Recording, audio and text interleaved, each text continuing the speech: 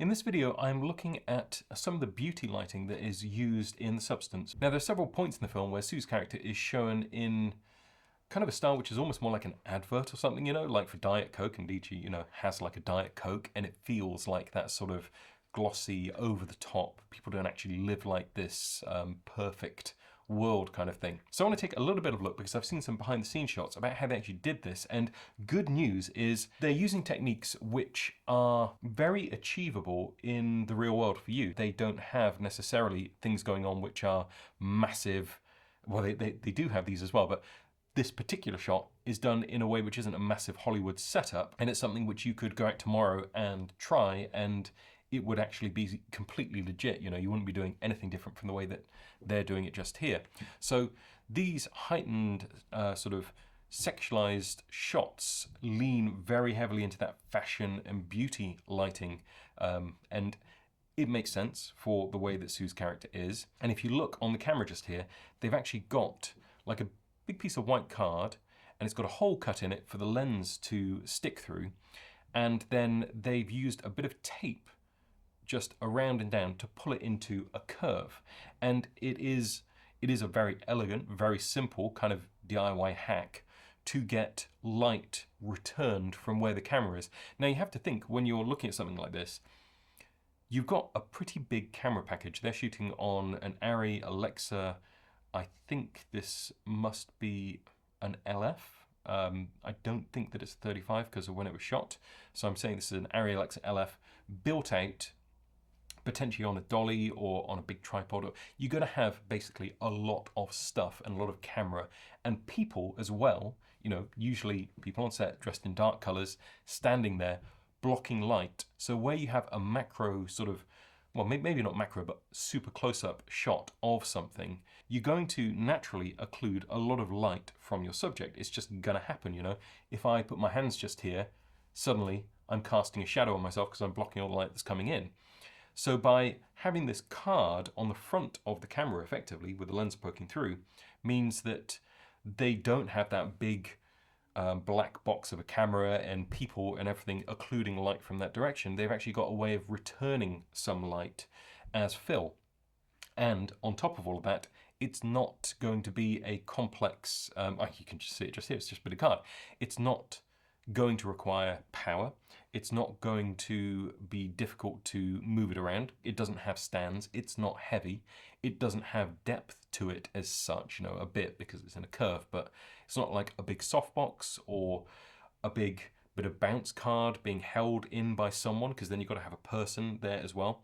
So where maybe you have a moving shot, whether it's on a dolly or a Steadicam, it can move perfectly with the camera and stay in position, so it's never going to get in the way of what you're needing to do with the camera movement. You're never going to be tripping over stands and like dolly tracks or getting in the way of the Steadicam op or anything like that. It is just there. So it's a very, very elegant way and very legitimate way of giving you that fill light. Now, I think that where you're looking at something like this, not being afraid of the fill light is important. There's always a trend to want to build shape into your shots and make them dramatic and have shadow and, contrast and that kind of thing. But that's not the only way of doing it. And certainly with more glamour lighting and sort of things where you might have a bounce card coming up to fill in under someone's chin, normally, I say normally, a lot of the time, people will veer towards wanting that Rembrandt style, shadow side to camera, dark under the chin, mystery and all of that. But that isn't for every single thing. And you don't see it so much in adverts and fashion and beauty and that kind of thing. That leans more into what you have in photography, with lots of fill coming in and, that glamorous beauty light. And that's what they're doing just here. And it works really well for this section. Now I'm talking about something which is very straightforward and very easy for you to go and experiment with. And I think that a lot of the time, because now we have cheap LED fixtures that are small and lightweight and easy to get into difficult spots like, by camera, and people would maybe naturally reach for something like that just here, where you need to get some more light onto your talent. And there are some caveats with that, and I think a lot of the time if people were doing that, they would overcook the fill light in a couple of ways. You know, they would probably make it too saucy by having it just a small LED panel, or, you know, little round sort of dot light just like in there for an eye light. This is actually pretty large when you consider how close they are to the subject. It's a soft fill at that point. So having it be small, I think, would look a little bit weird. Also, on reflective things, that's going to look really specular, and, you know, back to that idea of it being very saucy, like it's being beamed in. Additionally, the amount of light that you actually push back onto your talent with that LED light as an active stroke starts to become a question of taste. And taste is a very difficult thing to nail down, I'm afraid.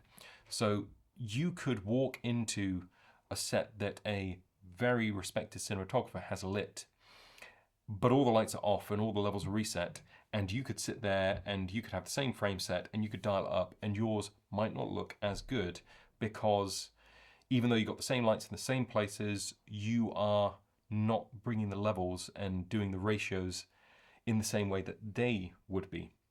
So taste it's a hard one to nail down. It's something you just get a sense for as you go through and you start to realize, as you experiment with this, where things need to sit. With an active stroke like an LED fixture, you have to decide how much fill you're putting back in, and you can overcook it very, very easily. In fact, a lot of the time, you might find that your LED light is just too bright and you can't bring it down low enough to be that gentle bounce of fill back in.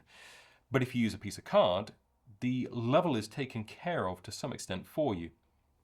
The lighting that you've got in the environment, the backlight, or if it's a side light that's just been caught and reflected back up, it's going to sit at a certain level just naturally, because it is already in the environment and it's bouncing off this bit of white card, and it will find a natural balance. And I do find that where I'm bouncing something back in, it is often easier to make it feel less forced than if I'm doing it with an active stroke. You've really got to take care with it.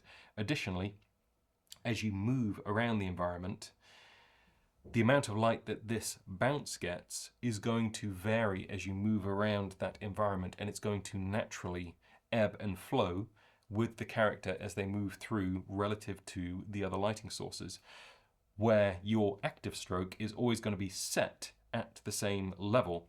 And that means that it's going to, at some points, be too bright for the environment potentially, and that will start to tell that there is something just actively pushing light back in. So I hope I've made a good case for this and kind of explained my thinking on how this sort of thing works. It's something I have done myself in the past, not so much for people actually. Usually I've done this with very reflective products and trying to film something where if the camera's there, you will see it in the reflections. So by putting a big bit of white card or grey card or black card around the camera and just cutting a hole for the lens is a way of neatening up any reflections that are in there into just, you know, either being so big and soft that you can just see sort of like white reflected, or at least just a shape which isn't like a camera shape and a person standing next to it. So that is something which you can just mess around with. Just get a bit of card, bit of paper, bend it around the camera, put a bit of tape on it. It's super lightweight, it's super cheap, and it's something which even the professionals use as the best option for doing this. And it also has, if you need to justify it to someone, or if you need to justify it to yourself, it has very legitimate reasons and very good technical reasons as well as to why you would use it over an active source, even if you have access to one that is small enough and light enough. I'm going to be doing more videos like this on the Substance. Some of them are short tips and tricks, things that you can just see them doing that are kind of throwaway things, but could really be helpful for you and be something like this that you can just implement like that. If you've seen something in the film that you want broken down, drop that down below. And in the meantime, thank you very much for watching.